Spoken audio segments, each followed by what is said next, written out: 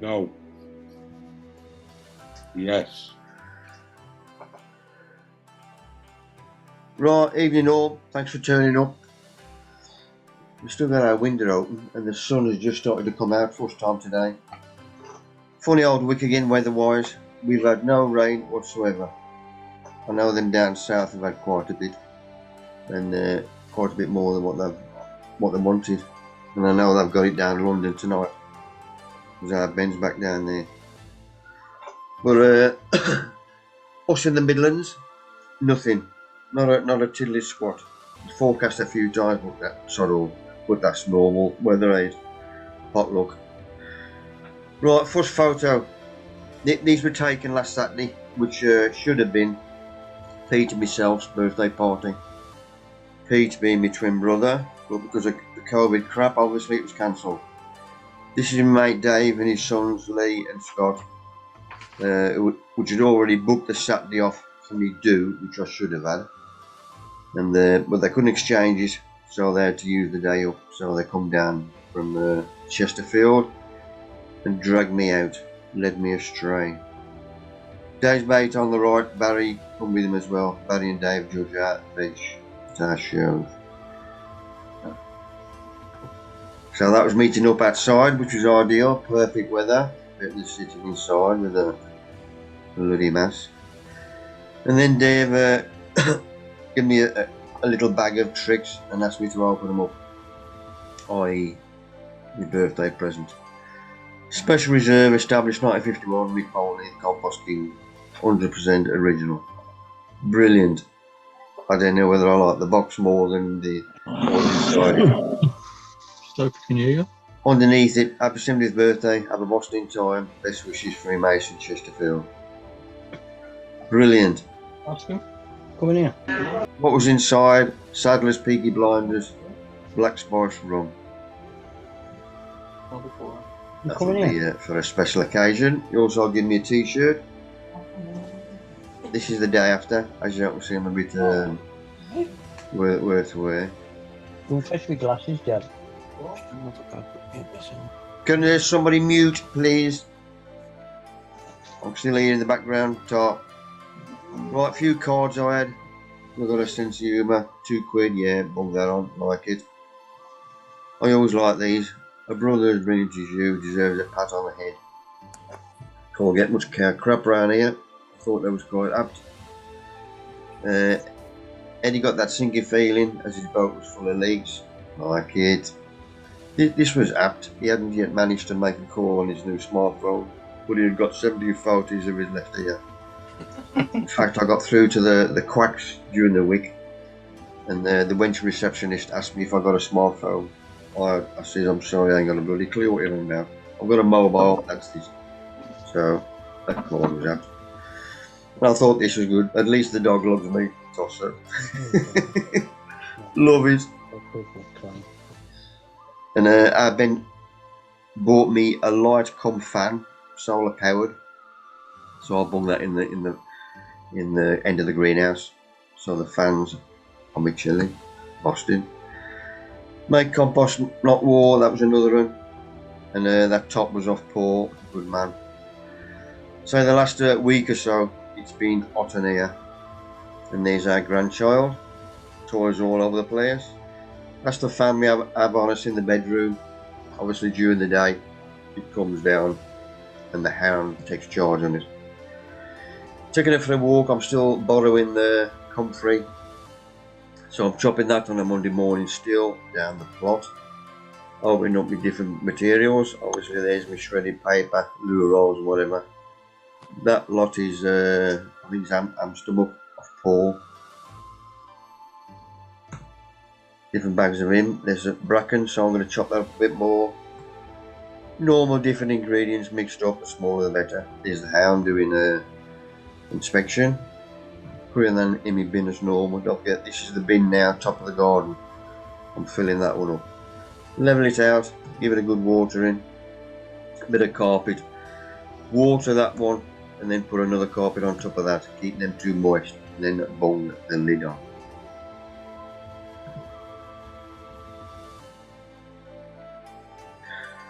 Right down the plot, I've just started, well, this was a couple of days ago. The first spike has just started to come through. Also, once he is, you don't put a cane on the back end of it, once I know when it's coming. The grapevine has reached the end of the tunnel, so he's been pinched out, but the grapes are now putting on some weight. In fact, this was 5 days ago, so next week we'll see a bit more. Toms, peppers, everything in the greenhouse, top of the garden. Spraying with that when the sun is off it, of course, and I'm still tapping all the plants, all the canes as I'm going past. Help pollination. Right, these are different brews I bought up from the plot. This is the top dresser bed, ready for next year. We'll be doing that later on. The last brew I had, I borrowed somebody dropped on them. Mark's mate's got a stables, all his daughters got stables. Once every 3 months or something, he brings a skip load of horse manure. Beautiful stuff. So I'll nick some of that as well. So this is the trench I had for me onions in the middle at the top of the garden. So I'm going to take all the straw off, plus the nuggets, and this will be used again next year. It's probably 4 or 5 years I've done this, as long as the straw's dry, which is going to be in our weather. If it was wet, i.e. if we had got rain, and this side or that side had got wet, then I'd wait till it dried out before I collect it on. But once it is dry, it will not break down in the bag. I can use it again for next year. If it does get damp, then it might start breaking down. So that's the straw bagged up ready for next year. Once this bed is covered, then bags will go on top in the middle where the rain can't get it. So all my stuff is done there, and that is covered till I'm ready to do that. There's only one delphinium left. Well, from the original flowers, where I've got to take the old flowers off. As you can see, that one there. There's a Tutheran. Once I've taken them off, give it a nice feed of Maxicrop or Summit. So you can see the slight new growth just starting as I've chopped it off any road. So it's still telling you that it's growing. There's a t'other one. We'll come back onto that one later on. Right, DIY. These frames obviously was tangleized timber when I had them originally, but they've been up over 20 odd here now. Meaning when it does rain, they start rotting away. And because perks are in decent weather like this, I can get the paintbrush in there and get all the old crap out, and it is a bone dry, it is solid. So hard as nails, I've got some of that in, and I fill that in. So I want to get both sides. I want to get as much out of this timber as I can, i.e. look after it. And this bit side here, I've got to do tomorrow because there's no rain forecast again for a while. Right, my stuff's still in the shade, but I also want to cover this bit here. I don't want it to dry out too much. So I have covered it, as you can see. Blackcurrants down the plot. If they're there, pick them. If you don't pick them, they won't throw any more fruit or start putting them. No, don't forget, I'm still feeding as well once a week. It's just treat anything you're growing the same as humans. Humans can last on water alone, but if you give them feed as well, then they're stronger and healthier. Exactly the same as fruit, plants, whatever you grow. Look after them. Blackcurrants don't last long. Red currants up here didn't do very well. This is the back of the garden. This is my trellis in between the greenhouse. So them are coming out. I'm going to utilise that bit of ground a bit better. So they did come out. Right, the two ends of the pane where the chilies were, that was getting too hot in there for them. So, well, the last week, 10 days we've had. So I've flowered at the end of there as well, the greenhouse. Right, these tops of the shallots and the onions have now completely dried off, as you can see. Nice straw colour. So I'm chopping them off as well.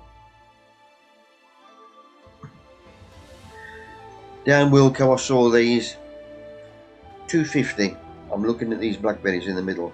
If I zoom in it goes out of focus. But what picked my eye was their late fruiting, meaning beginning at, well, they finished end of September, and I want them for the beginning of September. So that's perfect for me, i.e. for our show. So I've got 2 of them. What variety are they, Mick? All it's got on is thorn free. That's it, there's no name or nothing, just thorn free. But that was the title of it, if you haven't seen it. It's under there. Like you know them giantins, Mick, are they? No. Okay.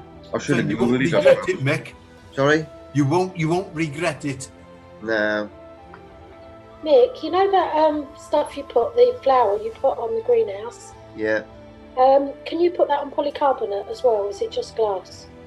No, put it on anything. Right, because mine's polycarbonate. Yeah. I wasn't sure. Yeah, I've got them on the roof of the Alright, greenhouse. okay. But yeah, I'll put it on that if I need to. It comes Alright. off easy enough. Okay. Obviously, I've got to make room for these, so for now I'm going to help them out. I pot them on in my own compost, bit of mic under them, and look after them until I need them. Right, new spikes on the plot. There's my first bed of Gladys, second, third, fourth. So the ones that I've got canes of, the spikes will come out, and I put the cane at the back where the flower's going to open. I know he's going to open that road because he's pointing that road. Since this was took, there's probably about another 28 canes gone in. I saw this last week in the sun, so it's got to be true. And I like these. These are like the black-eyed Susies from Bergia. But then now I've got coloured plants, so I'm looking for the seed of that ready for next year. Because all I've got at the moment is the yellow and the white. Yellow and the black eye. Right, we have this early. I think when I've been missing this, I think after an hour or something, it just goes off automatically. I don't know whether you've got to use it, click on it straight away and use it any road. Let's find it. Quick shuffle of the troops. Where am I? Right, winners have got a choice of mycorrhizal fungi, fish hydrolysate, which is liquid fish, rock dust, Epsom salt, or chard, which is beetle dung. So whoever wins, there's 4 this week, because we don't need 2 from last week. Just message me what you fancy.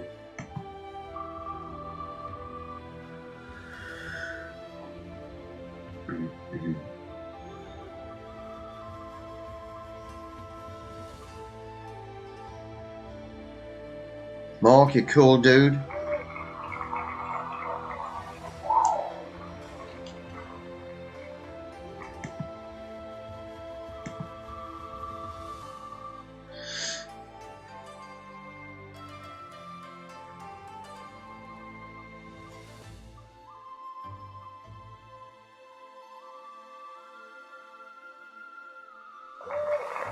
Catherine Williams.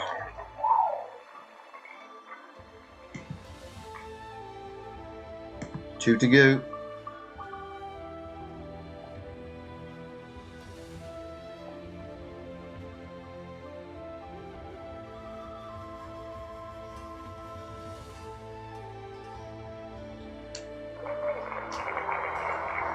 Tim Bosworth. Right, last one for this week.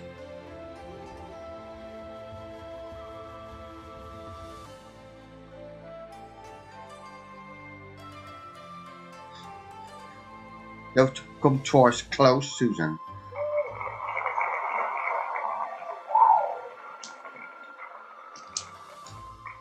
Nice one, Keith. Right, let's clear that off.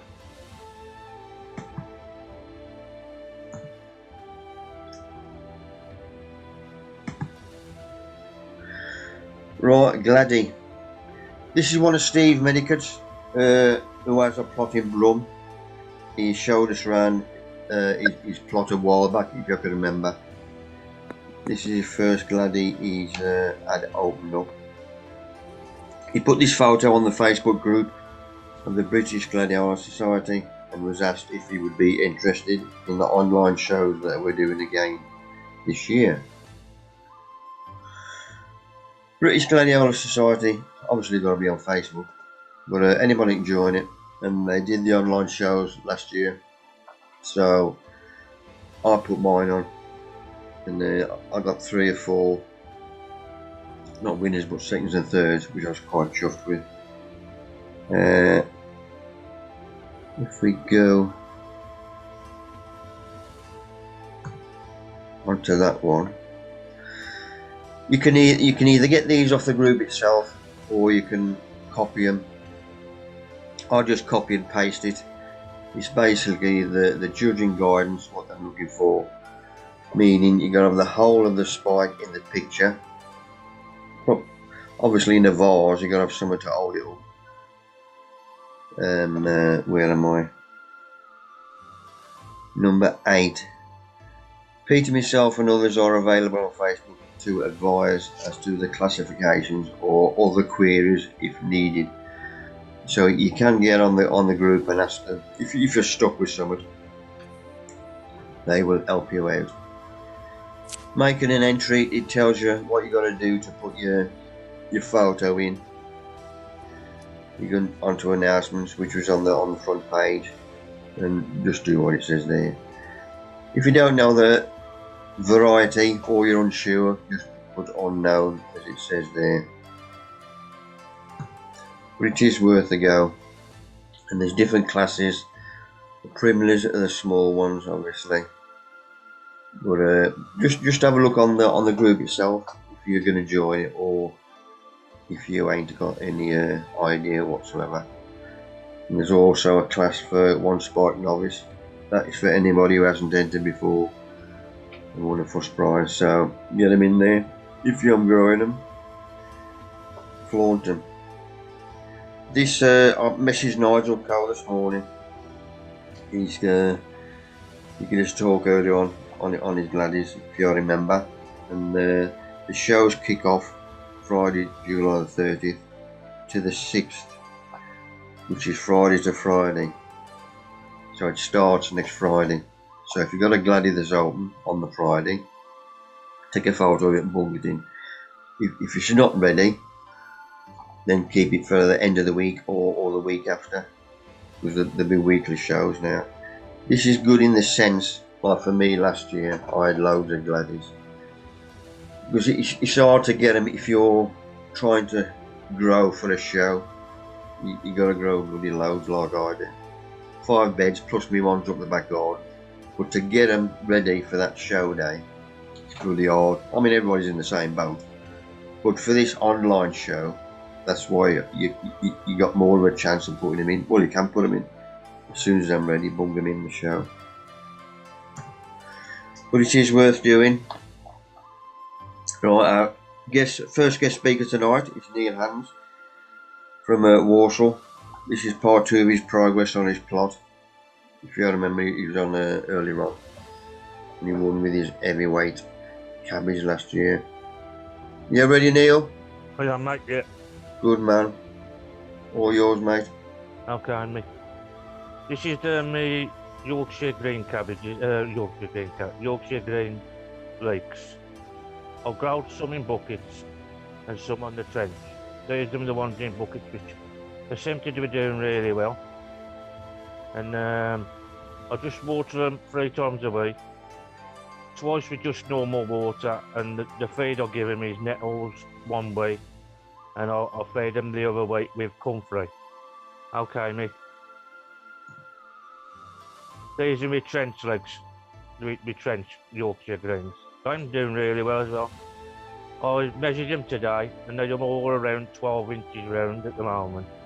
I have lost a couple because of the heat and double centres, and one of my Blanche Lakes have gone to seed now, so I've had a lot of trouble with, especially with me. That's why I put no onions up, all my onions have gone to seed at the moment. Good. So it's the trouble with the weather at the moment. Okay, mate. These are my sweet candles. I'm really pleased with these. They must be about 2 or 3 feet high. And I'll give them a good spraying today. I'll put some rhubarb leaves in a bucket I have over the time, and I've sprayed them that. It seems to do it really well. And I don't give these no feed, I just water, and that's all I do with them. And they usually turn out really good for me. Okay, mate. These are my beetroot. These are Pablo, these are.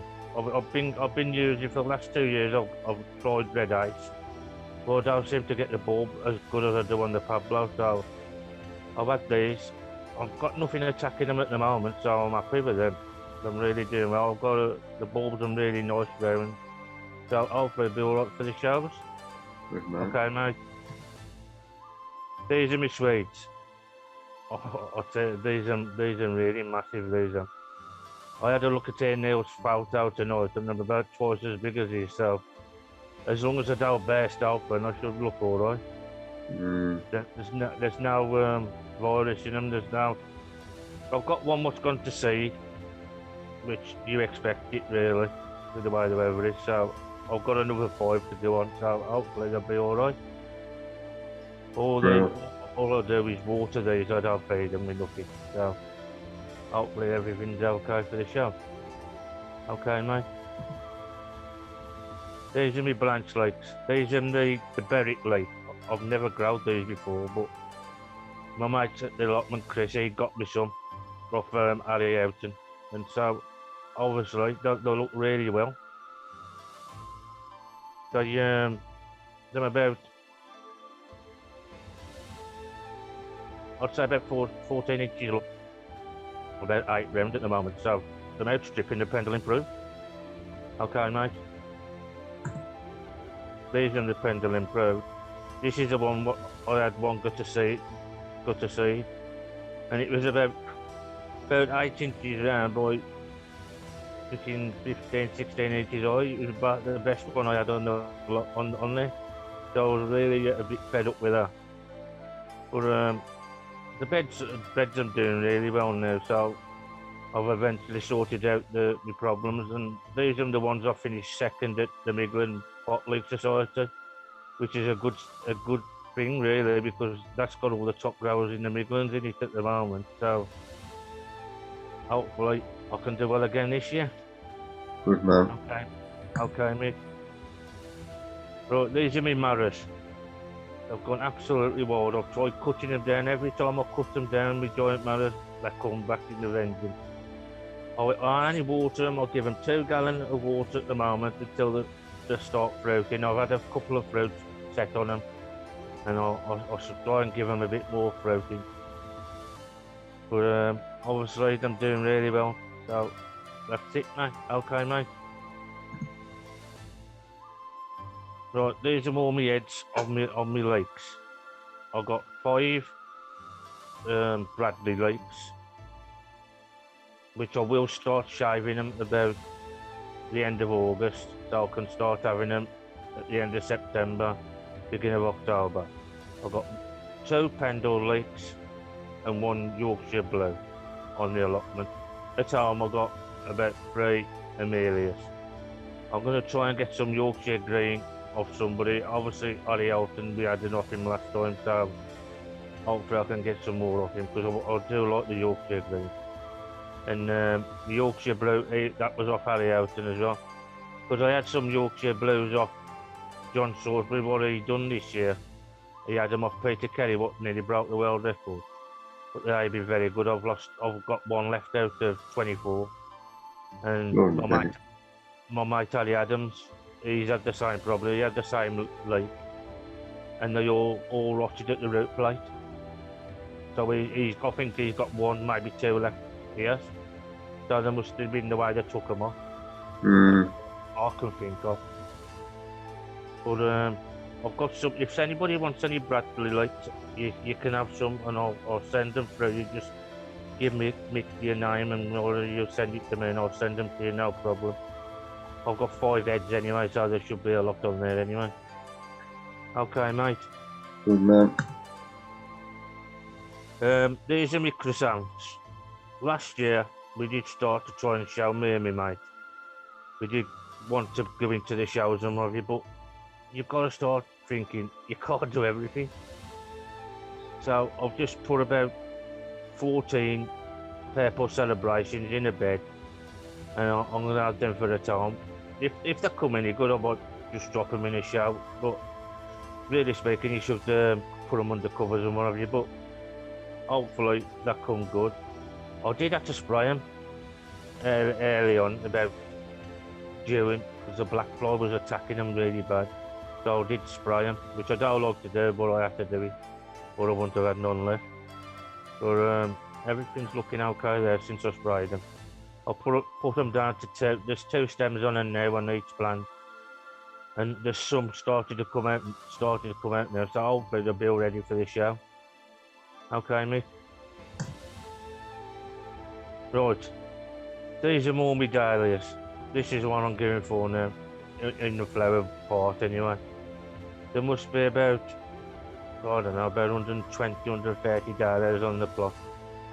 I've cut them all back now. So it's gone back to, it should take about 8 weeks now for the shower. So hopefully I've got them right now. So I've cut them back, take the middle part out and just let the 2 shoots come out from the underneath. I did watch David Gillian do this, and it does work. I did try it last year even though we didn't have any showers, and it does work. So hopefully I'll get them ready for the Kidderminster and hopefully mix, if I can get down to mix. And then we got the National Veg, which they got the town side in, so obviously I can do that. That's where I seen Mick last year, the year before, when he put his gladiola in. But hopefully I can do well with him. Okay, Mick. Right, this is my red cabbage, what was off the roof cutting what broke the world record. It's that says if you do it, it cuts the seed. But mine at the moment, so hopefully touch wood, it's on par with the one what broke the world record. So hopefully we'll be doing okay with that. I'll just feed it with me nettles like I said before, that's all I do it with. I don't feed me no other stuff.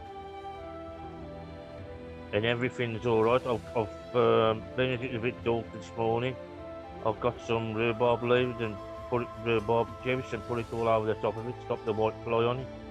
And what have you, so hopefully everything's okay. Okay, mate.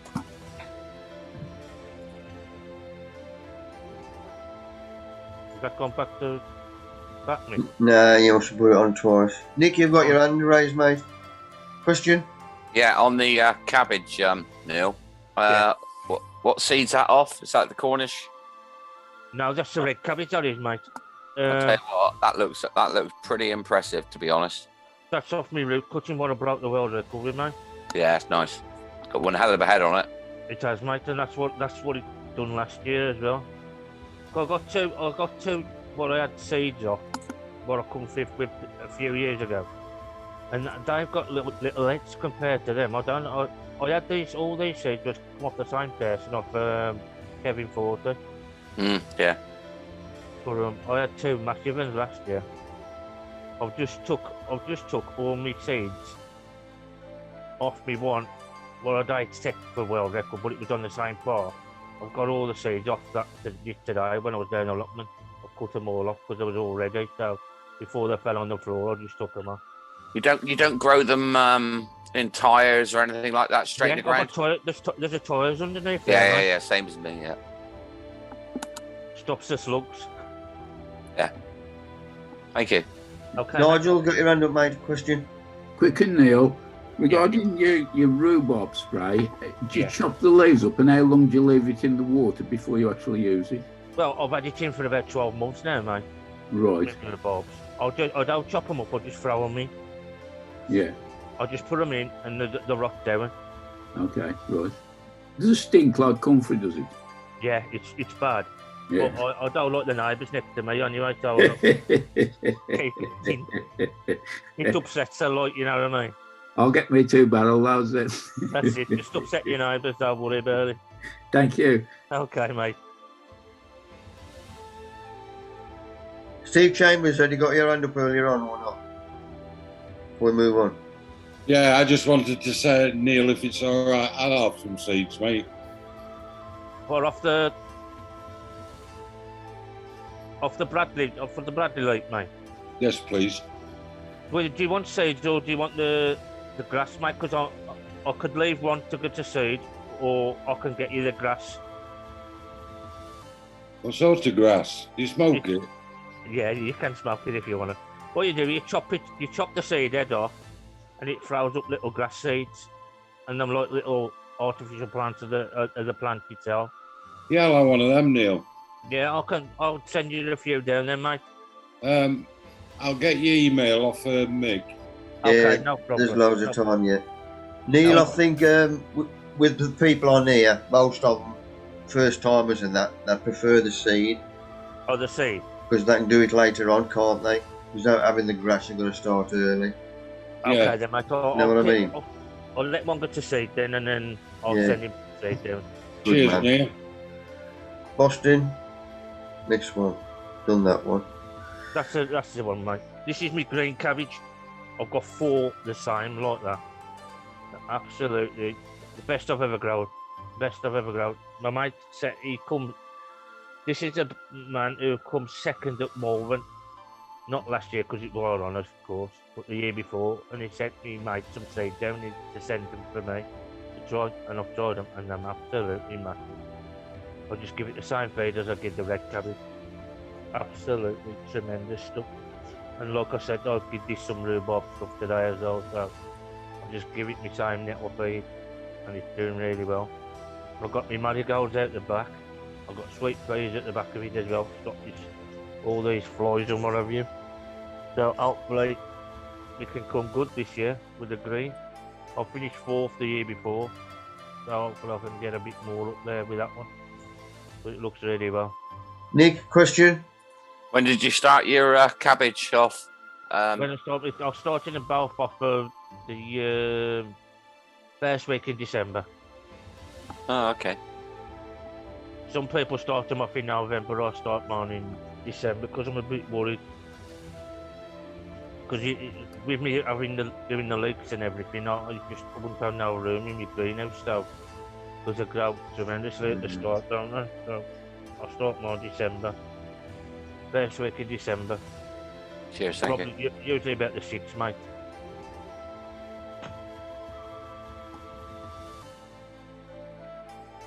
Finished on that one, Neil? Oh, mate, yes. Right, this is me. I had 4 cucumber plants for the giants. 2 of these was chopped off by somebody on the allotment. I'll leave my greenhouse off because it's been too hot, so I'll have to leave it open. And this is a problem me and my friend have on the allotment. They just don't like us growing for showing. They get jealous, and this is what happened. This is what happened on my other allotment when I was on there, and I come off because of this. And they've started doing it again now. I don't know what's the matter with people. I've told them if they want some plants, I'll give them. If they want to learn, I'll learn them. But there's some people. If we find out who it is. And you got no cameras up? Well, obviously you I ain't. did have a camera up, mate, but it's one of them where you got to check it on with after the 3rd or 4th day to rechange the batteries. Mm, And they seem to know when I check it out. yeah. But the other term doing fine. They've just cut it off. So there's like a little stalk about an inch high coming out the bottom. Mm. Is that where they chopped it off there? Yeah. Yeah, so. Nigel, question? Neil, Yeah. hop on Amazon and have a look for a trial camera made by a company called Hype Man. The batteries in there last about 4 months. Yeah. Yeah. Cheers, mate. Thank you. Hype Man, it's called. Right, man. The one I've got, I think it's called H55, it can see in the dark, and it doesn't give any glow off at all, like infrared and nothing. Yeah. Yeah. Oh, right, I'll go on that then after. H55 it's called. H55. Ape Man. Another one, Neil. If you're I know you can buy trail cams that are 3G or 4G. Yeah. So you can set them up in different locations, and it'll go back to your cellular phone. So if you can set it up to pick up motion. So for argument's sake, if a badger came into your garden or somebody came into your plot, it would instantly take the picture. You can set it up for video as well, and it would automatically email it straight back to you. There's a subscription. It's about I think it's about £5 a month. But there's several companies that do it in the UK, so that's another idea. So you can look live if somebody's interfering with anything. Yeah. Cheers, mate. Thank you. Okay, mate. These are my other 2 cucumbers. I'm doing well. What the day cuts, like, you know what I mean? I'm doing really well. There you go. I'll just give them a little feed with water and everything, and I'll feed these at all. They like the water, just keep it away from the roots and whatever, let them go looking for it, and then obviously hopefully they don't get root damage then. I'll spray, all I do is I spray with a little bit of seaweed, and I'm going to spray with some powder mildew stuff to keep the powder mildew off them, because I had it bad last year. So I want to start spraying with that for all the things. Okay, mate. These are my giant tomatoes. I've got one with 4 little tomatoes on at the moment. That's the best one I've got. I had this off an £8 2-ounce one, so obviously I couldn't get up to about 5. I'll be happy, because I had the best tomato grower at the moment, so we're concentrating on everything else. But I like to have a go at everything, so hopefully, if I can get one to about £5, I'll be happy. And I'll just feed and water, that's it, with my nettles and what have you. And hopefully it'll come good. Okay, mate? These are my tomatoes. I'm really looking well, these are the Maisie tomato, sorry. And they're coming on really well.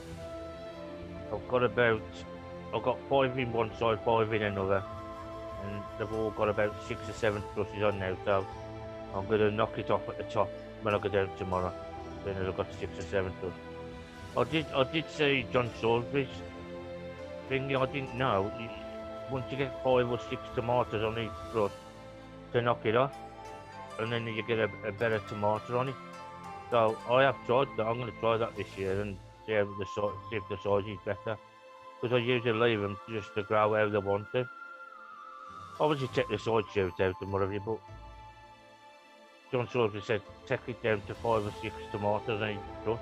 So I'm going to try that. See if the Maisie, because the Maisie is a nice tomato. Because I had them the year before off my mate, and they're doing really well. So hopefully they do well. That's it, mate. Boston.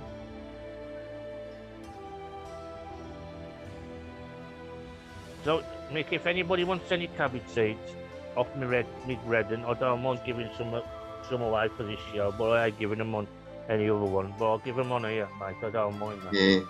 Well, they've all got my email address, so they can get in touch with me. Okay, mate. So, leave you in peace. Okay, son. That's it, Neil. Boston. Thank you, mate. Neil. Thank you. Mate. Any more questions for him? Or has he covered everything?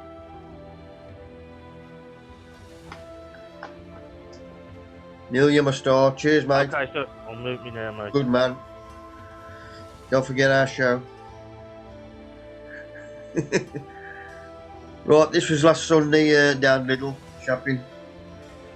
I needed a few more bedding plants, so they got these geraniums. Obviously, not in flower yet, so I ain't got a clue what colour they are, so I'm not going to put them out.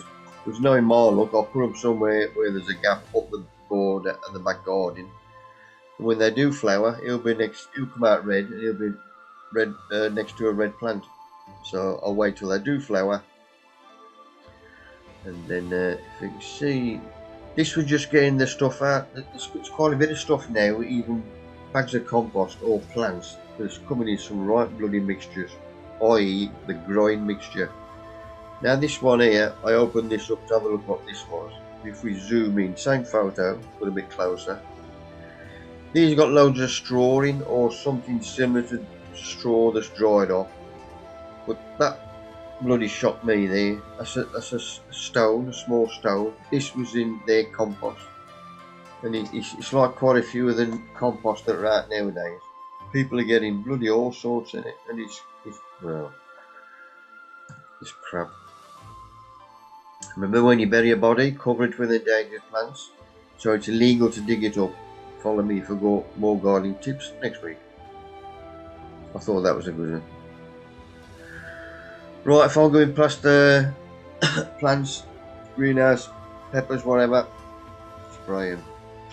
Right, I mentioned this little chap that was climbing up here last week and he started flowering. So I've unravelled the chap and brought him over as far as I can to the lime prop, which is to the left there. And that's what it is. I've wrapped him round and he's gone up about 3.5 foot already. He's doing better than the black-eyed Susie. But they should start going now soon. So just an extra bit of colour of the lime props, which we do. Right, geraniums which I've potted on, watered, and these are in the shade slightly.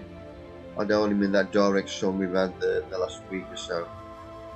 Otherwise I'll be waiting every couple of hours. First gladys opening up down the plot. A nice little chap. Only one opened up again. I remember that one from last year. Don't get asking me the names if you've got a clue. Right, sprouts. I had 2 sprouts down the plot. Both of them have blown. Can I get in there?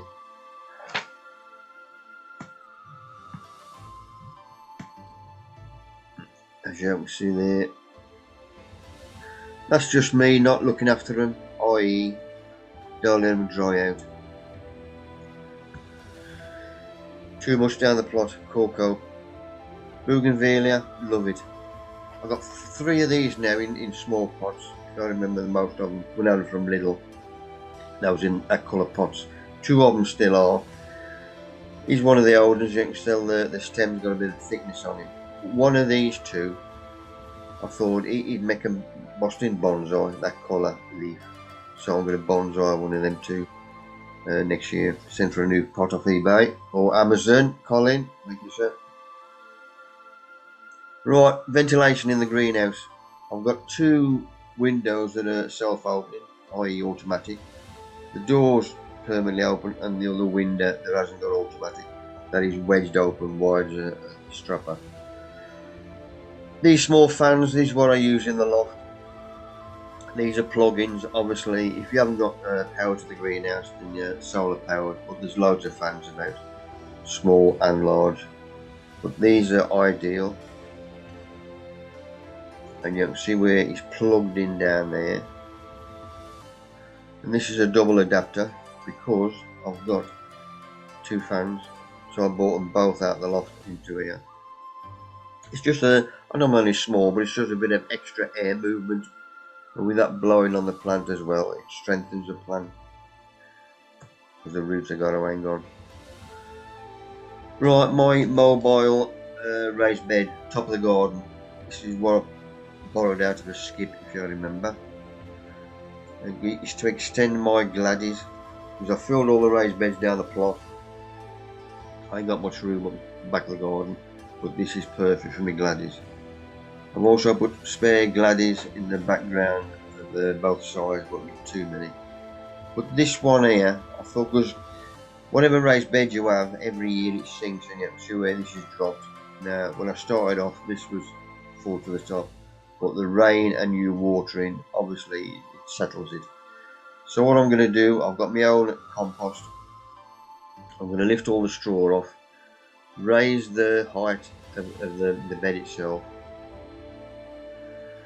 So the straw I'll take off first, which drops it even more. Then I've put my compost in, and I'm working my way down. Once I've done the lot, I'll give it a good soaking. I think it was there's 4 gladius. I put the 7th of May, then it was the 12th, and then it was the 19th. So from now, the 7th of May lot, that was 76 days, and the first one, which is that one there, this one now has just flown a flower in. He's got a flower in. So that was 76 days, and 83 days was the second lot, and then 90 days with these. We'll see how they go. Right, next door neighbour. This is looking over my garden fence. Next door neighbour, and that's Nick, what can I it's ask doing. I ask a quick question about the gladioli? Yes. How deep does the bed need to be? Well, this one here, I think it's 8 inches. Oh, so it's not that deep then. No, but I mean, I've got loads of gladius in pots anyway. Them are probably 8 inch. And Average. how deep are you meant to bury them? When you put Nigel, the, do you want to come in, mate? Yeah, it doesn't really matter how deep you go with them. Not like sort of daffodils and stuff like that. If you go too deep, they don't throw a flower. The deeper you go with them, obviously, the more sort of stable they're going to be. So there's less chance of you needing. Yeah, because that's why I asked, because I've just had one come up, and it's the first one I've ever grown, and it's sort of toppled over because it's too high, I suppose. Whether it's not gone into the soil enough, and it's actually blown over and split. So yeah. So I mean, I usually bury mine about sort of 4 or 5 inches deep.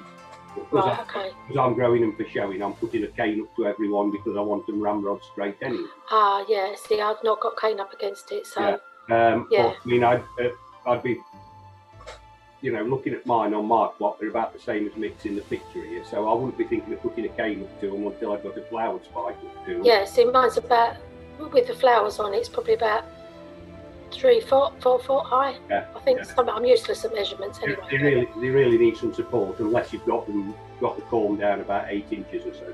Yeah, no, it's not. No. Yeah. Okay. Thanks for the info. Cheers, Nigel. Yeah, just while I'm on that photo, Suzanne. Yeah. A couple of these were leaning over slightly, so when I've top dressed, I persuaded them to go upright. If that makes sense. Yeah. Because I put extra in.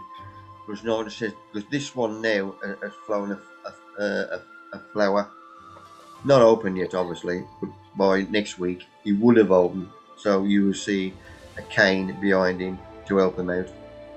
Yeah. Because when I've done it before, all I've ever got is just the leaves. Yeah. I've never had the flowers. They come out blind. Because the weight of it when it does flower, it's going to go. Bit of wind, bit of rain. But I'll help him out.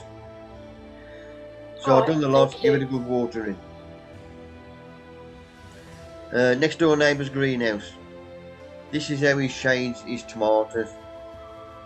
And he went away last week and I was watering. And I've had to water these twice a day. He's got nothing on the top of his soil, meaning it does dry out quick. But he got away with it. But that's just another type of shading you can put on the greenhouse. Right, trellis. If you remember, I've got my red currants out. What I'm going to do is nick a bit of ground. So that's a pathway. It's only up to me compost bin. These bit of concrete here, you can see I've got them small slabs in. Them are staying there. I'm just taking these bit of concrete out there, which I've done, and that coving can go back on there, giving me that extra. It's only about extra 4 inches or something, but it's still extra. Obviously I'm going to put a good brew in there. I've still got to fence it off because of the hound of the Baskervilles. Right, back to me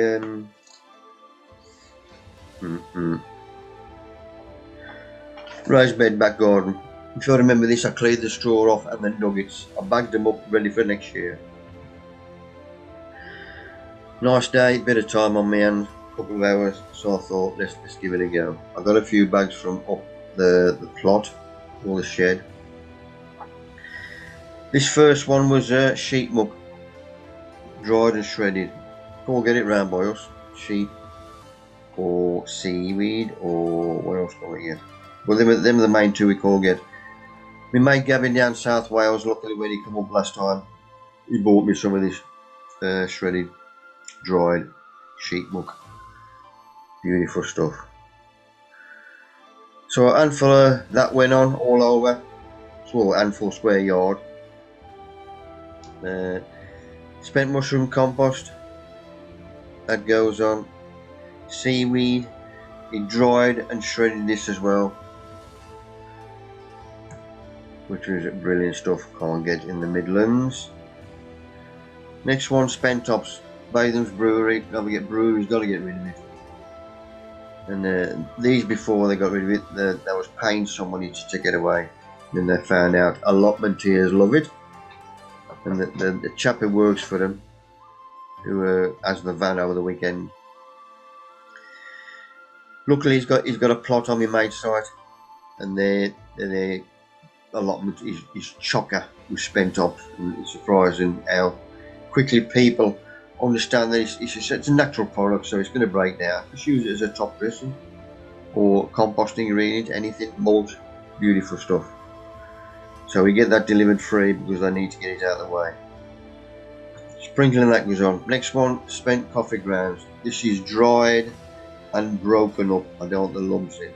If it does get wet or you pick it up damp and you seal the bag, then it's got a chance of going mouldy. To dry it out, I'll just rub it together with my hands and get it powder form. Well, all my raised beds are top dressed with spent coffee grounds twice a year anyway. So that goes on as well. Then there's the rabbit muck. This is shredded, old rabbit muck that was. Then there's my compost. And then there's worm casts. And we get most of these, what we get from the training sheds, what I get by the ton.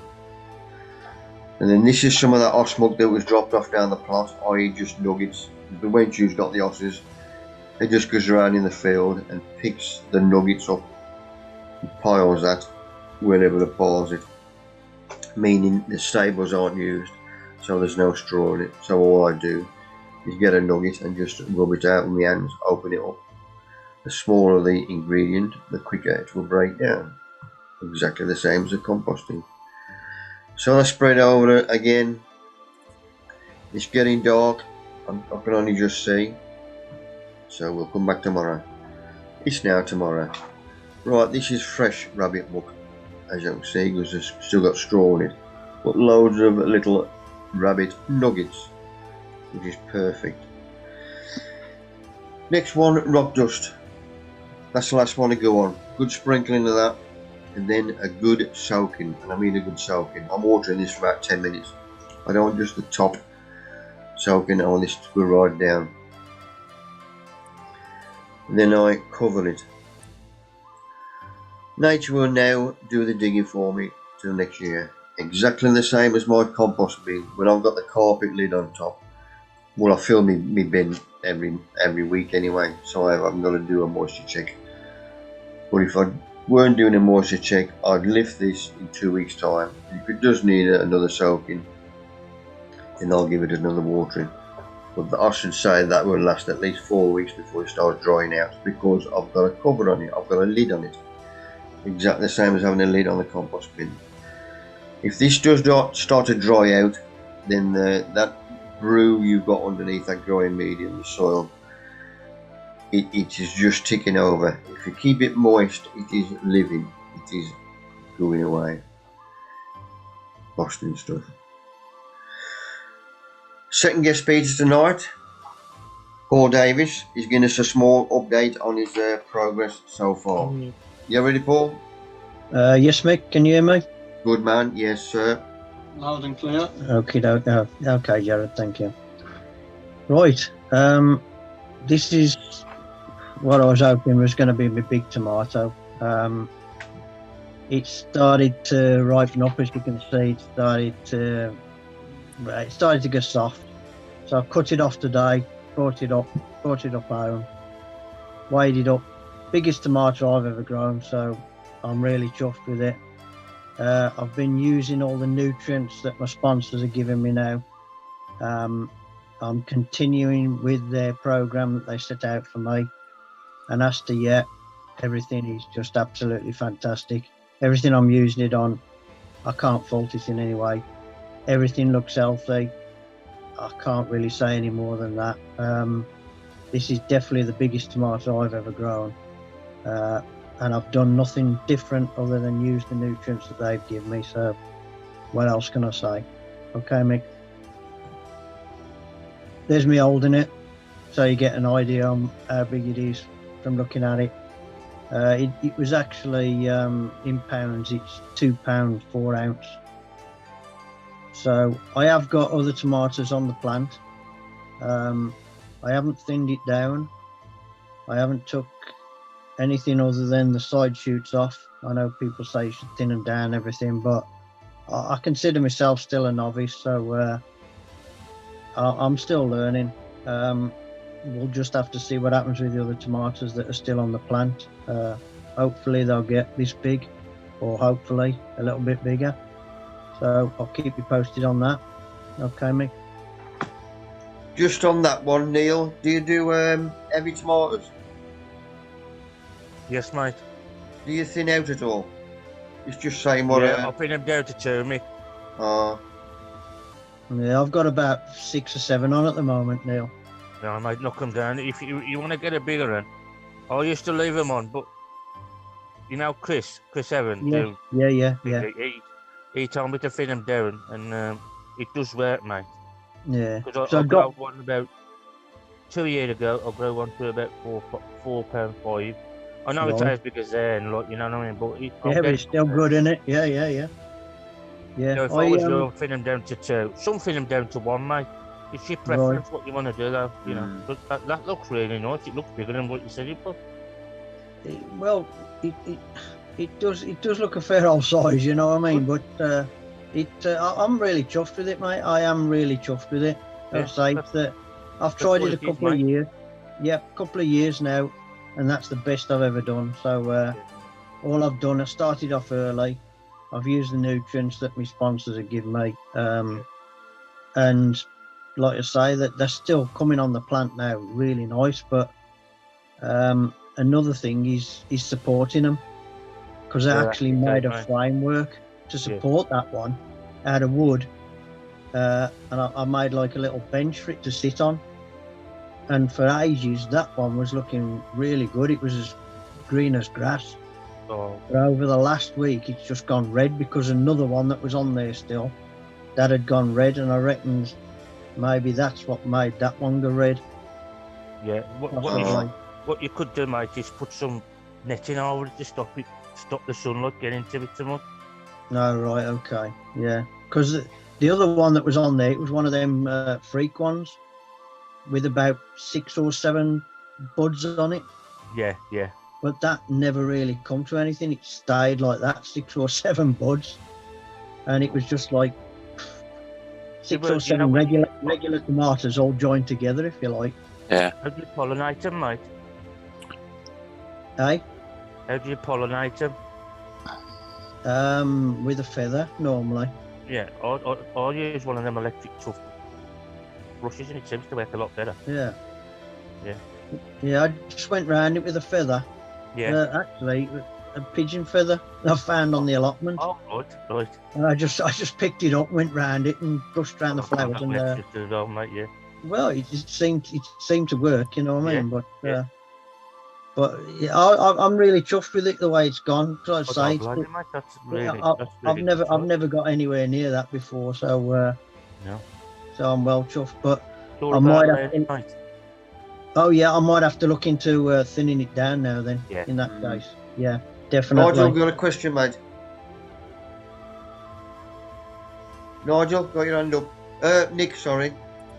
Yeah, I've got a question. A little bit of advice, really, on the big tomatoes. I've grown them in past, not for the last couple of years because I just haven't had the time. But if you start them off sort of March, April time, where you get your side shoots come off, throughout. We pinch out. Don't pinch out your side shoots. Take your runners off your side shoots about late May, early June, and grow them on. You tend to find that because by mid-end July you'll have a really strong plant. Right. And also what I normally do is pollinate the bottom fruit and cut everything else off. Every other fruit, just grow one from the base of the plant.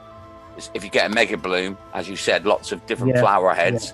Yeah. As someone said, electric toothbrush. I've never bothered. I just shake the plant and it self pollinates with the bees and that, and always grow a bottom fruit. Same with your big cucumbers. Always grow from the bottom, never the top. The energy comes from the bottom of the plant and sends it up. I know you got photosynthesis, but yeah. Yeah, to be honest, this was well, it was a big plant to start off with, because I started it off in the kitchen earlier, about probably February, to be honest. So it was maybe 4 foot tall before I even took it down the greenhouse, down the allotment. I'd say that's way too early if you want a big tomato. Yeah. If you want a big tomato, if you start that plant 2 months later, end of April, beginning of May, you've got all the natural sunlight, maximum hours. The plant grows really healthy, and then the end of the summer you end up with a lot bigger. Nothing wrong with the one you got; it's really good. But honestly, never start a plant where it's struggling with light and heat and temperature. Yeah. Will it affect it later on in its growth? Then will it? Yeah, it will. I mean, the plant struggles if you start that early in the year. The plant will always struggle for light and heat and temperature and all the rest of it. Start it at the end of April, beginning of May. Take the side shoots off, middle of June, plant the side shoots in pots and grow from there. You'll end up with a better plant. Yeah, I actually did something similar to that last year, and the 2 shoots that grew out from the bottom of just a normal tomato, I let them grow and then I snapped them off and put them into 2 separate pots. Yeah. And they produced some fantastic tomatoes. They will. The side shoots are always stronger plants. Yeah. I was quite amazed on it, but that's good info. Yeah, I shall do that. Just jumping in, listening to what recommended start times you mentioned, would there be any advantage in starting, say, a month earlier under lights? I would say no, not for tomatoes. The reason I say no is the grow lights you've got is like 1,000th of the strength of the sunlight, where a tomato is a really, it's like all your tender plants, cucumbers, tomatoes, melons, all the rest of them, the tender, and they rely on temperature. They rely on, they kick in really, really fast when you get a temperature 16 degrees at night and a temperature outside of around 26, 27 in the daytime. That's what they rely on. So I'd say no. I think your brassicas, your onions and things like that, yes, but the tomatoes don't benefit from grow lights that much. Thank you. Cheers. Suzanne, you got a question? Suzanne, you got your hand up? Sorry, I thought I put my hand down. No problem. That was from last time. Sorry. I'll try and find. How do I put it down? I can't even find it. No matter. All right, Paul, next one, mate. Okay, Mick. Giant radish. This is the mooly type radish. I've put a drinking cup there so you can see how it's doing. I actually started 3 off in that dustbin. 2 went to seed, and this one was at the back, so I couldn't really see this one at the back. I could just see the other 2 that had gone to seed. I persevered with them for a while, and then in the end I just thought, I'm going to take them out. There's no point, because they were just filling the polytunnel. There was that many leaves, seeds, flowers. I just pulled them out, and then I saw this at the back, and I thought, that one ain't gone to seed, so I'll persevere with that one. That one has put a half as much size on again in a week to what it was last week, if you understand what I mean. It was a half the size of that. So the thing is, it's pink. All the other ones I've grown have been perfectly white. Now I spoke to Jimmy Checketts on the plot as well, and He's got one that's pink as well, where everyone that he's grown in the past has been white. So whether this is cross-pollinated with something or what, I haven't got a clue. But fingers crossed, it just keeps going the way it is. I know normally they are all perfectly white, or all the ones I've seen are perfectly Yeah, white. well, If anybody knows any different, let me know. But I can't say too much about it. It's just growing well at the moment, so I'm chuffed with that. Hopefully it'll continue to keep going. Okay, Mick. is that a bottomless tub you got it in? It is straight into the ground. That is, yeah. That's actually what's in that is that BioBiz. You know, the BioBiz soil. Oh, That's filled up with BioBiz soil, and then it's normal soil underneath. And I See, one- water at the bottom. Seen one on a program last night, big as a football. Yeah. The Chinese seem to be able to grow them absolutely humongous, don't they? Yeah, that's who I was watching. It was a guy that were growing at bottom of a volcano. That's it. Yeah, I've seen the program. Yeah, very interesting. Yeah, And yeah, it they're massive. was- Yeah. It was her with blonde hair. Bloody hell. Not Twigger. Looks like Twigger.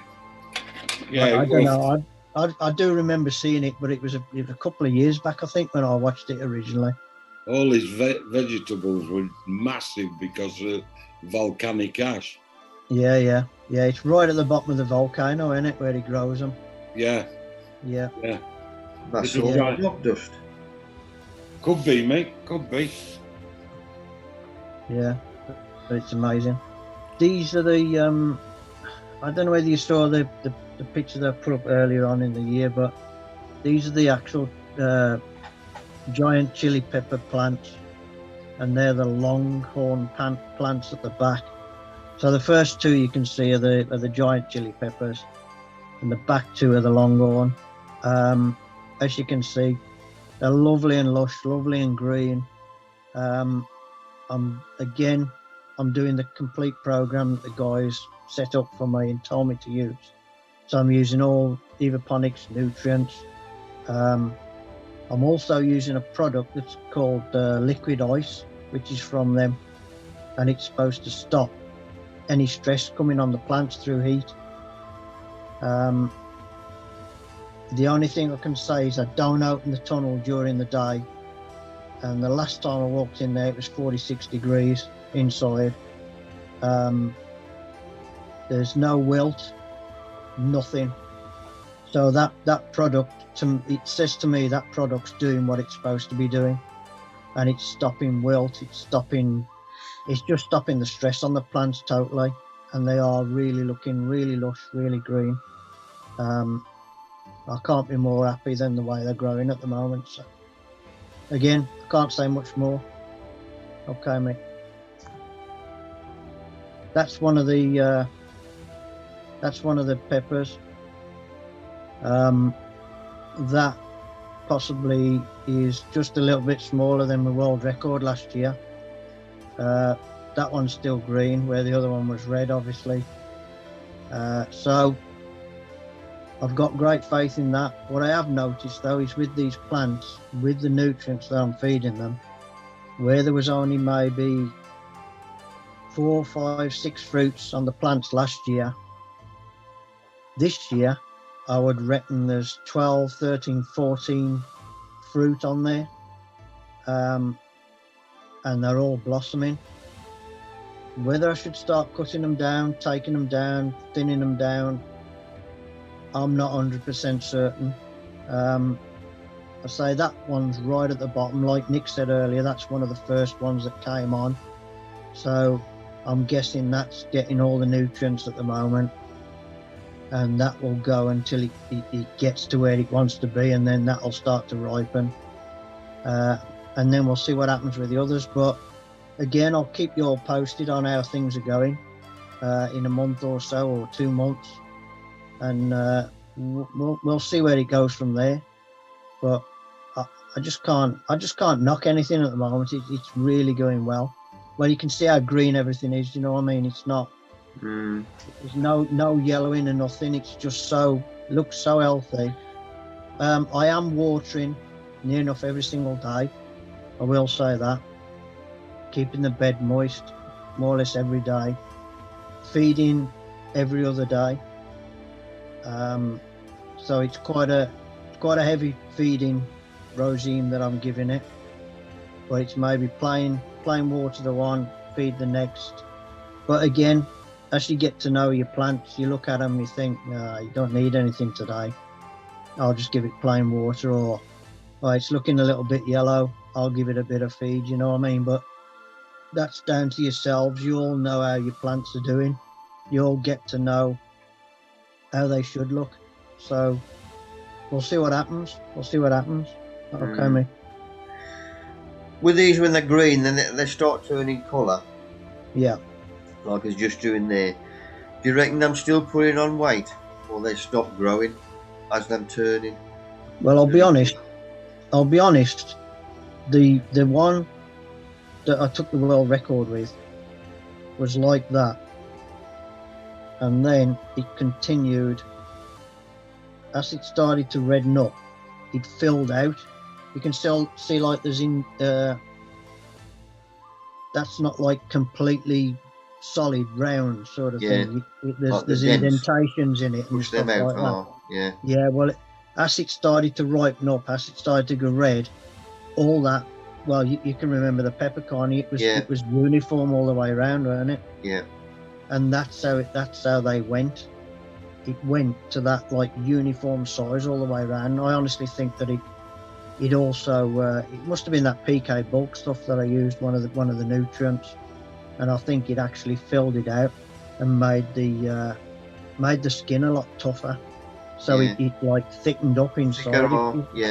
If that makes any sense, I don't know, but that's how I see what happened. But that has got some indentations in it at the time, but I would say it's probably as big as the red one that you weighed for me that time. So you know, that'll be good. In a couple of weeks' time, take the same photo again, and we'll see the improvement. Steve, you got your hand up, mate. Jared, are you not supposed to take foliage off up to first pepper? I've never done it. Never done it? No. Just wondered, because like I got a better tomato by taking foliage off, because the plant was feeding the foliage at the bottom. Yeah. No, I've never done it, Steve. I've never done it. I've done it with none of them. I tell you what I've noticed as well, in the little nodes in between the leaves, they're putting a load of smaller leaves out in between them nodes as well. That's the plant's growing. So it's actually increasing, the whole thing's increasing in size. So does Nigel know? Nigel? No idea, mate. But I agree with what you say. The less energy you can take off it going up to the fruit, the better, I think. So well, I would have thought same. I always do my tomatoes same way. Yeah, I must admit, some of the guys on the allotment, I've noticed they've stripped all the leaves off the bottom of their tomatoes, and they get some cracking tomatoes. Jared, how many plants you got? I've got that's Paul, by the way, Steve. Yeah, I'm Paul. Jared's my son, but I've actually got six plants. Couldn't you do one just to see? Yeah. I could quite easily do one. Yeah, I mean, I've got some that I grew a month ago, and they're like 2 foot tall now. I mean, you need the leaves on to photosynthesize, but as you say, if you can force all the energy going into the first. Yeah. Get a bigger fruit. Yeah, well, that's what it's all about, isn't it? Yeah. Yeah. Definitely. Well, it is with this exercise. Yeah. So yeah, I'll try it. Yeah. Do you spray against pests on there, Paul? No, because I'm using a lot of their nutrients have got stuff built into it. Is that evaponic stuff? Is it? Yeah.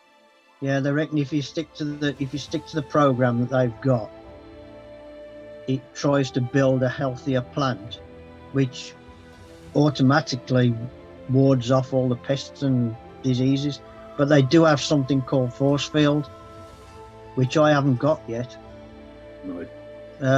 It was in manufacture at the time, and I really did want to try it because with the allium leaf miner and all that business, I wanted to start giving it to some of the onions and what have you, to see if it would actually eradicate the allium leaf miner. What's the growing medium in growing that in? In this pepper here? Yeah. That's in that BioBees. Right. Okay. And is that straight into a soil, or I mean, doing it with hydroponics or capillary? Straight into the soil. Right. So I mix the stuff in a watering can. Yeah. And then I apply it by the watering can straight to the soil. Okay. They have actually set me up with what they call it, autopot system. But as to yet, I haven't got that working. It's a long story, but I haven't got the plastic in the greenhouse yet. That's all going in. So Where are you, Paul? Down in the West Midlands. Oh yeah, never mind. Right by Mick. Yeah. Somebody's got to live there, I suppose. All the good grows around that area. There's enough of us down here, believe me. Tell him, Nigel. Yeah. No good down there, you got the seaweed. Yeah. All us black country people. Yeah. Boston. In Lincolnshire, Boston. Yeah. Boston's in Lincolnshire. No, this is Boston. Yeah, I don't know what it means, so. Good. I ain't got a clue what, but oh yes, that's if you remember me talk originally, I got the stuff in the kitchen. Well, that's one plant that I've kept in the kitchen. Still in a, what's that? I don't know. 10-litre pot, is it? Something like that. Yeah, it's like a florist bucket in it, yeah. Yeah, about 6 inches round, something like that. I don't know. And I'm just seeing what happens in that. Again, feeding it all the nutrients that they've given me. That tends to be a constant temperature in that kitchen, as I said before, of about, well, currently it goes up, well, last week it went up to 40 degrees with all the doors open and everything, but it sort of stabilizes normally at about 25 degrees. Paul, you said they, who's they? Pardon? You keep saying they, who's they? They. His plants. You keep saying, I do all the nutrients as they tell me. Who's they? Oh, sorry, Evaponic. Evaponic. Okay, Yeah. thanks. Yeah, sorry, I should have said, yeah. Evaponic, yeah. But again, that's doing quite well. That pepper there has it's doubled its weight in the last week. So again, actually this one I could probably strip the leaves off, Steve. I could probably rip the leaves off this one on the bottom and see what happens. See what happens, see if it keeps feeding it. Well, yeah. I mean, with it being in a smaller pot as well, it all makes sense from what you've said. So maybe if I rip all the leaves off the bottom of that, the food's going to the actual fruit rather than to the plant. That's what I thought, same as my tomatoes. I'll give that a try, but behind that is one of the Gigantimo tomatoes as well. Now I've just cut that. I've literally took the shears to that and cut it in half, because again that was about 4 foot tall. I think you might just be able to make one of the tomatoes out in the background on it. At the top. Yeah. That really ain't done nothing in there compared to the peppers. It's done nothing, but again, it's got the same heat, it's got the same light, it's got everything, but it is in a small pot. Again. Paul, could it be too hot? You said it was 40 degrees last week. Yeah, I suppose it could be, because I haven't been giving that the liquid ice. These haven't had the liquid ice like I've been feeding in the tunnel and the greenhouse. Right. So they haven't been having that product. So whether they're stressing or what, I don't know, but we'll see. We'll see. Another I'll advantage probably- ball, taking them bottom leaves off. You'll be Yeah. able to reach the cooker. Yeah, well, yeah, there is that. Yeah. Trust you, Mick Poultry, to think about your belly. My missus would bloody kick me out if I wouldn't get to that stage in the kitchen. Bloody no. You'll have to get a conservatory like other guy. Yeah, it works. That It would be will. me. It does all. Yeah. That's. Is there any more, Mick, or is that it? That's it, cock. Okay. Cheers in, Paul. You're welcome. Good Thank you, man. Paul. Thank All you. right. Anybody got any more questions for him while we got hold of him? Cheers, Paul. You're welcome. So he'll do a couple of trials for us. One plant, he'll job the leaves off the bottom and take a photo of that green in it as he's turning. A couple of weeks' time or something. Yeah, I'll do all that. And Yeah. anything else, and the radish and all that business. I'll see what Austin. happens with that. Yeah. Yeah. Cheers, I'm Paul. hoping, Man. I'm hoping that'll go. I'm also doing the long beans out in the back garden. We'll see where they go and all. Yeah, They're in real. a 70 litre pot they are. Real. Cheers, Paul. All right, cheers. Right, back to a bit of composting. If you're losing your worms in the compost or don't have enough, i.e. can't get hold of a good drop of mature muck with loads of worms in, then cheat and go to the fishy tackle shop. Still $3.50 a dollar. You can get a small tub or a bigger like this. Look at them, beautiful. Plus, all the growing medium that them round, don't forget it's full of eggs. Plus it's got your worm cast in there as well. Just sprinkle them on top of your composting, spread them out, get a good water in, cover it, and let nature get going. It's now wrapped around with white plastic because of the heat we're getting. Raspberry jam still going through him. Right, this is the growth that's come on in a week on my delphiniums. Got to remember I've chopped them off. As you can see, them have dried off now. So this is the first one that I've chopped off, and it's throwing new growth already, which is what I want. And the second one. While I'm on that one, you can see my Gladys coming through where I put my labels in, so I knew where they were. Still shaking. This was this afternoon. Still shaking the stems, knocking them. Pollination, helping them out. Can't really see these. This is the Jamaican Scotch bonnet, because they're green, so let's zoom in on the chap. You can always tell I'm evil when they go wrinkly. And Shinnars tonight we made our delivery. I'll give him that one. I says go and take that home and try it. So if he ain't speaking to me next week, it was a hot one. First time for a while down the plot that we've had this longest spell without rain. So this was during the week, this was midweek. I know the sun's still out, but I've got no choice. And I was there about 20 minutes. Sorry? That's not rainwater, Mr. Poultry. I don't say it was rainwater. I think because we've had no rain, I've got no choice. I've got to water in the sun. So I was waiting for about 20 minutes. Shame on you. Had nothing. There's one toppled over there, hasn't there? There's one more. Yeah, Toppled over in there's a few more. Boston. Once you had a soaking, then I straighten them up, put the cane in. But there's a couple of opening up now. He's a new one. He's a nice little chap. Right, something I bought up from the plastic growing structure at this fanning with the solar panel, which we'll see later on.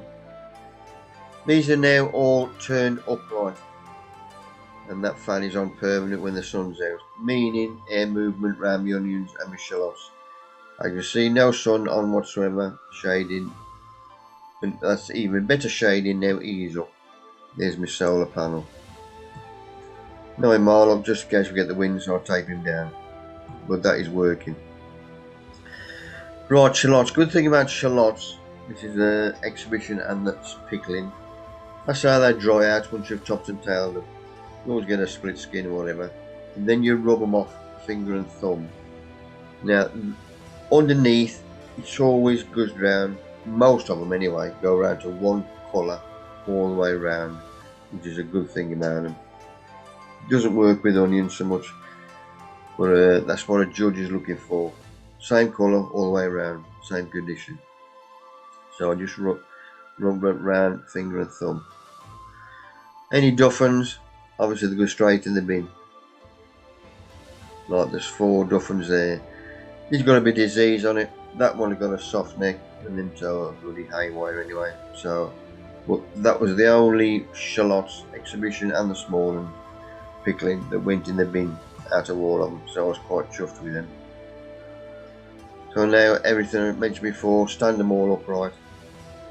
And every 3 days or something I'll turn them around. Back down the plot again, there's a few more opening. When I do get the flower heads like that one there, I know which way he's going, or opening, then I'll put the cane behind him, help him out. This lot down here, I've added extra muck. What day was this? This was Thursday night. Luckily the missus went out with a mate for a meal. They get back to about 11:30. If you remember, well, it was around here Thursday night. It was still hot and you could sit outside until the moon come out. Well, until I couldn't bloody see anymore. But I got the gaffer next to me, got a cider, and basically I was putting tonight's talk together. 2 hours, 3 cans of cider later, plus my nuts. I'm just about finished. I got me music on as well, 60s music, and a good night was had by both of us. And we both slept like a log that night. Me goes my cider, and the hound does a bloody kip anywhere. Bless her little face. I don't get up now for the piddle either. I'll still get up. But as a lion. Black-eyed Susie, these were the Dolphins that I dug up earlier on from when I put them in the lime plot. I thought I'm going to throw them away, so I put them in drinking cups and they've started spurting again. So it's just so much extra. There's one of Keith's climbers what he gave me, so that's good at that side. So I've got a gap here, so that's where these 3 will go in. It's just extra, so much extra just to climb up to give me extra colour. So they went in and had a good weight to it. Pull this chap out from the greenhouse. It's nice dark green. Obviously the older leaves are going dead eye. But the 3 little shoots on as well. So I brought him out, give him a nice feed. Let it fill up the plate is on there so it could soak it up during the day. Back on the plot, so it's 1, 2, 3. So now I've got Gladys opening in 3rd bed as well. And there's quite a few opening up. The first bed, that was timing if the Welsh show would have been on, which would have been probably about the 7th, 8th of August. But that's out the window. So that bed next year I won't need. Well, that's a nice little chap. Nigel, if I'm still here, got any idea what his name is? Yeah, it's called Ruby, mate. Ruby, that's it. It's named after a lady from down in Buckinghamshire that used to run the Buckinghamshire Gladiolus group, Ruby Summerfield. Oh. Just without being too critical, you see how that bottom floret there is nice and triangular with the hood there. Yeah. And the next one there is a bit sort of off centre a bit. He's cock-a-hoop, isn't he? Yeah. You know, if you're thinking of sort of really getting into the showing bit, just try and pull him round a bit, just tease him round a bit and try and wedge him in place with a bit of cotton wool behind him. Yeah. I'm just writing Ruby down because my memories. I shall give him a label. Mick, Thank can you you, eat these? Sorry? Can you eat them? Get out of it. You can. I just wondered. You can eat the corms, but they give you terrible runs. But apparently, Don't tell him that bit. The Romans used to use them as a diuretic, and in the war, apparently the Dutch used to use them as basically as a substitute for potatoes because they couldn't get enough potatoes to feed themselves, so they used to eat the gladiolus full. But as I say, they've got terrible consequences apparently. What about leaves? I wouldn't have thought so. I wonder if you can make wine out on them, Mick. Gordon Bennett. Why would you want to when there's so many other things you can make good wine out of? Well, that was got to be better than Mick's wine. I've made wine out of cabbage and onion. Have you? Don't bother. Right, last of my onions down the plot. These are obviously the red sets. These have got a good sized bit of meat on them now, and as you can see them starting going over. These will be get up probably next week. Right, my rhubarb, if you remember earlier on, I devastated that, and I took 2 boatloads up to the old folks' home. Now, obviously, still feeding everything, and they've come back on again and give us a load more. And if you look after your rhubarb, you get straight stems, and that, if I was judging a show, you have to get 3 stems, and you got to be identical. So that one's out the window because it's longer than the rest, but I can get 3 more out of them 3. Nice and clean, nice and straight, nice and thick. That's as thick as a Badger's Tadger. I went down my haircut Friday, so the barber had 4 of them, and his mate who went in the shop had 4 and all. Look after them. Runners, once you start picking, keep picking. He will throw more. And if you get the weather we're getting, keep watering. While I'm on that one, my beards on my sweet corn are starting to turn black slowly, and when they are black, and then they will come off. Right, the scraps obviously go in the compost. Got one of the best veg for me. Carrots, I'm still picking them out the same tub, so that one tub is lasting me and the missus and the dog, or the grandchild. But them 2 veg together, runner beans and carrots, can't beat it. And obviously new taters and a bit of steak and a drop of gravy. There's another one, Nigel. I think that one's that new one that's come out this time called Celine. I can't remember. Can I just jump in there, Mick, to Nigel? Yeah. I'm after a gladioli called Princess Margaret Rose. Where can I get them from? Believe it or not, Nigel, your best bet's probably a garden centre. Is it? It's nice sort of orange and yellow one, yeah? Yeah, it's got like a yellow centre with red and orange and red. Probably a garden centre or any of these places like Parker's or anywhere like that might have it. I don't know whether it's sort of common knowledge yet, but basically as sort of we as exhibition growers are pretty much stuck now from now on in. But we only had 2 suppliers in the country. Showed lads who were owned by Roger Braithwaite, who sadly passed away just before Christmas, and his wife isn't or doesn't feel that she wants to sort of carry on the business and hasn't got the help to be able to do it. So that's that one gone. And the other one, I think, Great Western Gladiolas, they're sort of 50-50 whether they go carry on or not at the moment, because of all the hassle with paperwork through Brexit and stuff like that. Yeah.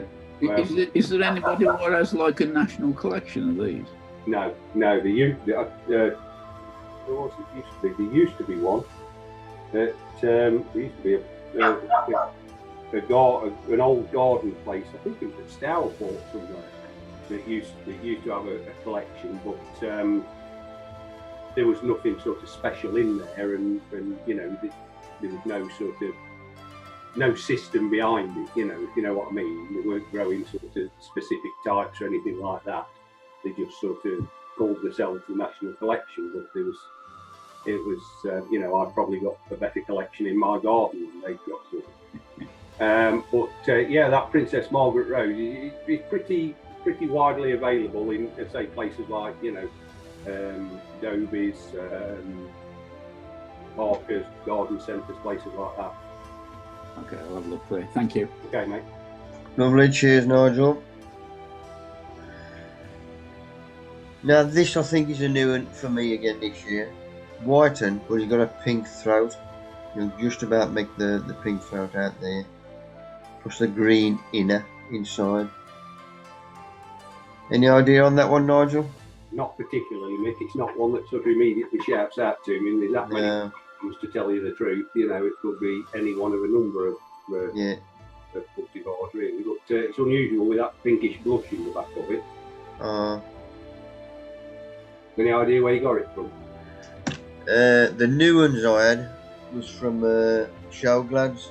Right. Okay. I'll have a bit of a filch. Not all the names, but A filch through the catalogue later on, and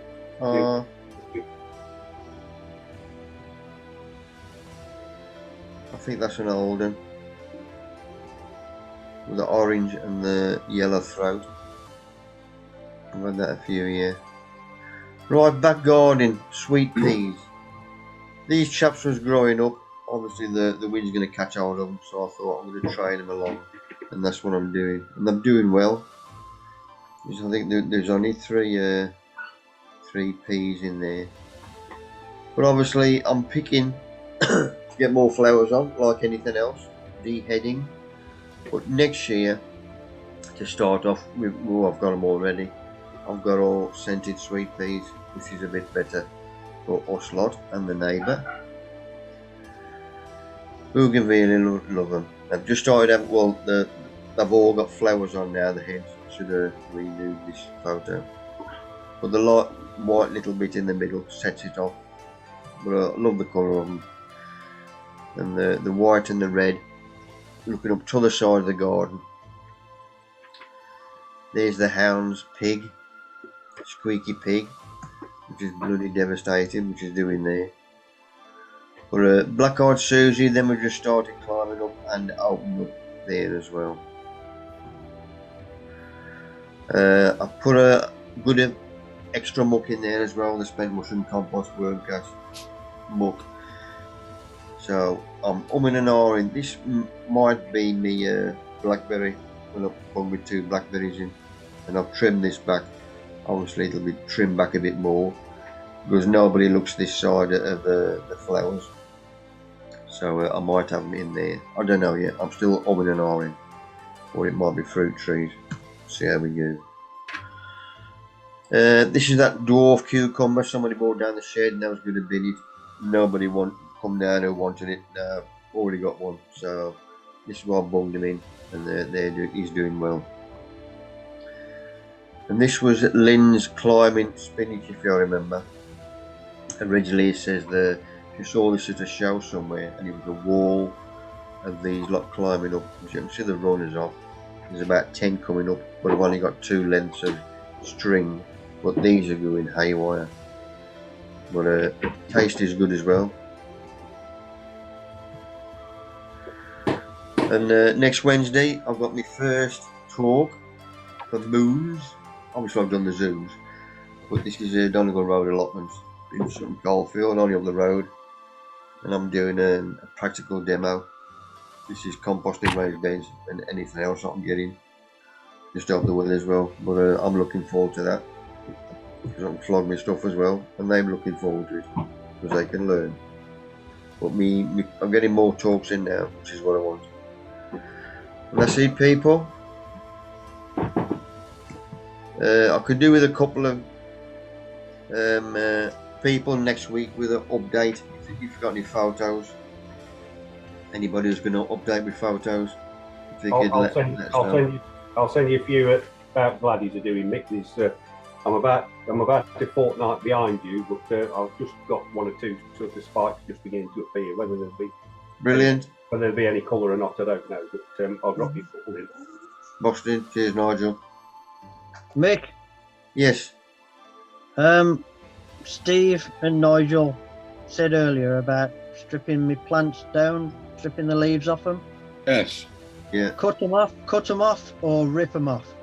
Just bend them down and they'll come off. I'd cut them off. Yeah. The cleaner the cut, the less chance you got getting disease into the plant. Okay. Yeah. Point taken. Yeah. Point, Okay. Nigel. Good video, Nigel, on your Muddy Boots page. Thank you. Enjoyed it. Thanks. You're Paul, paying for him, the Nigel, to info. advertise you. You are. You're paying him to advertise you on my Zoom. Hey, I've got to send you some money and all, Mr.